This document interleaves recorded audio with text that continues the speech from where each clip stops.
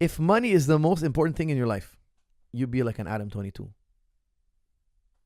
He's the poorest man I know. I don't care what his bank account says. He's the most underprivileged, poorest. I'm sure, look, I don't want to judge the guy because I'm sure he comes from a long line of abuse. I'm positive.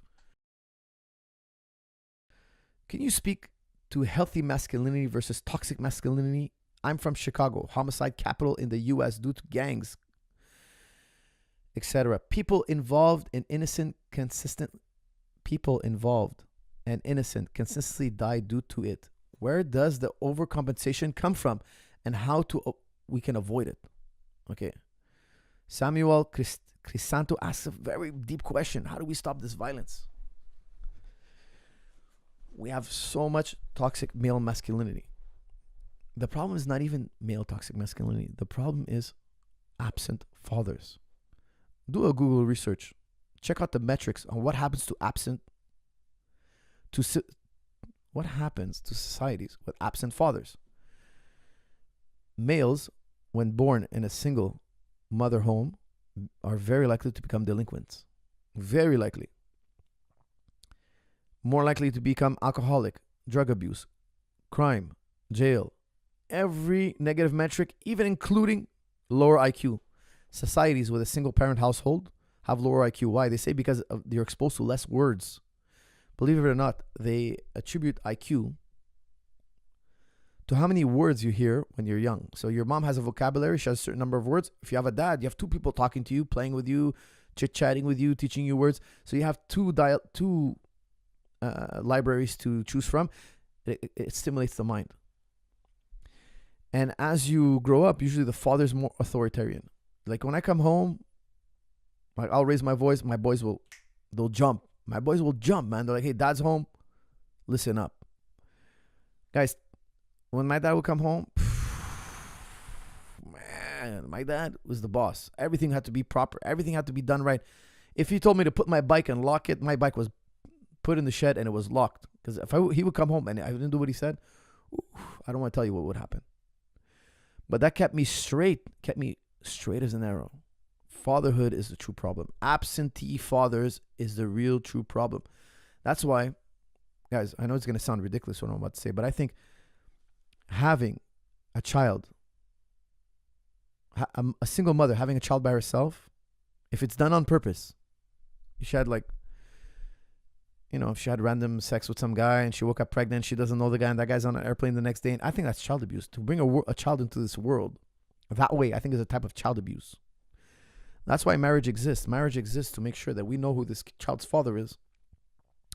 Make sure that this child his needs are taken care of. The father has to go out there and make that cheddar and bring that cheddar back home and feed those kids. Now, think about when you see a stray animal. It's so sad, it's such a sad thing. Those animals that don't have food, they don't have water. Like my daughter took in a stray cat, like a little baby kitten.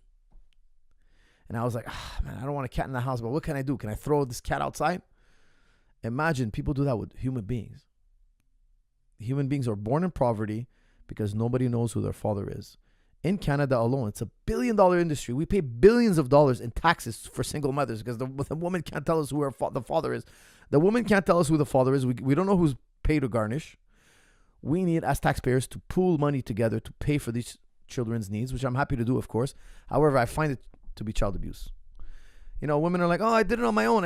You didn't do it on your own. You didn't do it. Women in Canada, you didn't do it on your own. Oh, hell no, you didn't do it on your own. You got billions and billions in taxpayers' money. Billions.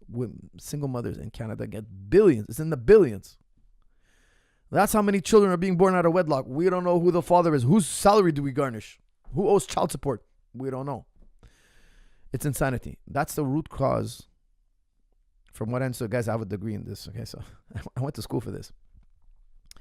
I went to college in social science, and then I went to philosophy university. Okay.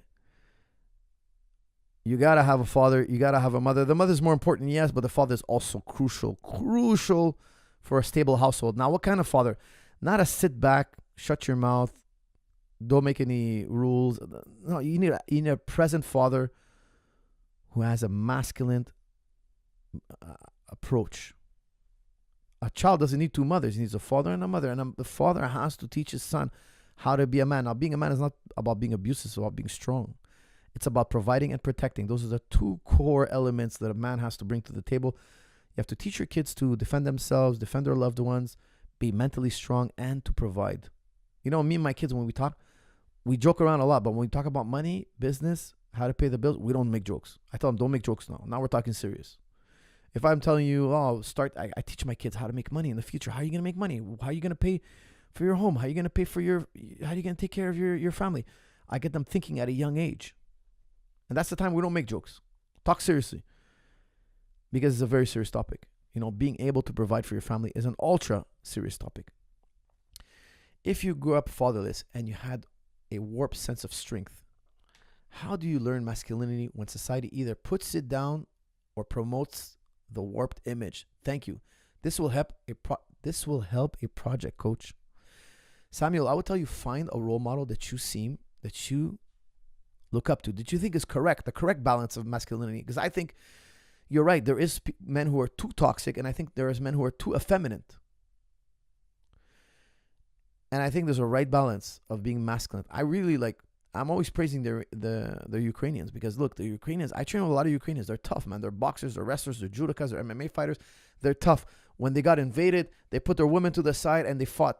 They fought to the bitter end. They never backed down. Regardless of your political views, I'm not chiming in on that. I'm not going to chime in on that. Okay, I understand that the UN or whatnot. I understand it's complicated. Beyond me, I don't know the whole story. Okay, because I know a lot of people. Last time I commented this, they were like, "Hey, there's two sides to the story." I get it. I'm not a political expert, especially not in this domain. All I'm saying is, look what kind of men they are. They're gonna pass down. They're gonna have a progeny. When you get, guys, I can't believe I learned this name. I learned this name in Sydney, guys. I never knew this name. Adam 22. That's how much time I had on my hands, hanging out with a bunch of guys. Okay, in Sydney. I love Sydney, guys. I love Australia. I learned about this man, guys. What are we doing here? Like, there's two ends of the spectrum. There's Adam 22 on one end, and there's Top G, let's call him Andrew Tate. Okay, maybe you find somewhere in the middle. Find somebody who's in the middle, and model yourself after this person. That's the truth. And I think masculinity is you're gentle, being strong, guys. Being gentle takes strength, but you're not a doormat. That's what I think is the most important thing. You're friendly, you're kind, you're generous, you're gentle, you're charitable, but you're not a doormat. That's a man. That's what I think a man is. He's not a doormat. Adam 22, I think he's a doormat. Like, I think he will sell anything. Money is the most important thing in his life. Money is more important than his women, his family, his progeny, his genetics, his relationship. Money has overtaken this man's mind. What's the most important thing in your life? Ask yourself, what is it? Your own personal happiness? Like, I'll tell you, for me, it's God, and then it's family. Not my own personal happiness. My own personal happiness is a byproduct of these two. It's a byproduct. But some people, it's money. If money is your God, if money is that number one spot, everybody has guys, you have to pick a number one. Nobody can have two things that are most important. You can't have that. One of them is going to take over the other. If money is the most important thing in your life, you be like an Adam 22. He's the poorest man I know. I don't care what his bank account says. He's the most underprivileged, poorest. I'm sure, look, I don't want to judge the guy because I'm sure he comes from a long line of abuse. I'm positive, guys. Study psychology. There's no way. It's impossible. This man doesn't come from a long line of abuse. So I don't want to comment too much on him. I don't want to put him down. But I definitely wouldn't model myself from him. Okay, now I love Andrew Tate, but I think he's too over the top sometimes. I think he's too aggressive. Model yourself with somebody in between. Find a male role model and model yourself after him.